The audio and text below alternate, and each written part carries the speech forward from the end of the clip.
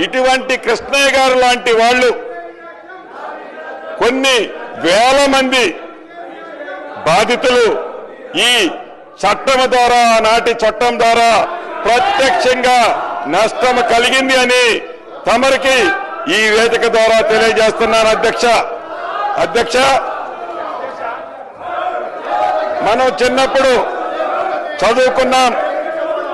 ఒక పిట్ట కథ మీకు చెప్పాల్సిన అవసరం ఉంది అధ్యక్ష రెండు పిల్లులు రొట్టె కథ ఈ ధరణిలో ఉంది ఏదైతే రెండు పిల్లుల మధ్య ఒక రొట్టె కథ గ్రామీణ ప్రాంతాల్లో కథలుగా చెప్పుకుంటారు అధ్యక్ష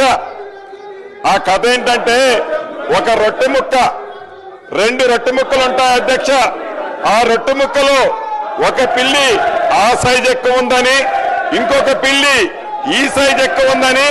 కోతి పంచాయతీ చేస్తుంది అధ్యక్ష చివరికి రెండు పిల్లుల్ని కాదని ఆ రెండు రొట్టె ముక్కలని ఆ కథలో కోతి తిన్నట్లే ఈ ధరణి కాన్సెప్ట్ ని పెట్టి తెలంగాణ రాష్ట్రంలో ఉండే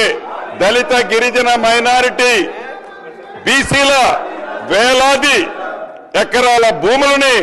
ఆనాటి పెద్దలు కోతి సామెతలాగానే తన్నుకుపోయారు అధ్యక్ష ఈ ధరణిని పెట్టి అదే రకంగా ఇటు రాష్ట్రంలో అటు దేశంలో 2014 ముందు కాంగ్రెస్ ప్రభుత్వం తీసుకొచ్చిన రెవెన్యూ చట్టాలు సంస్కరణలు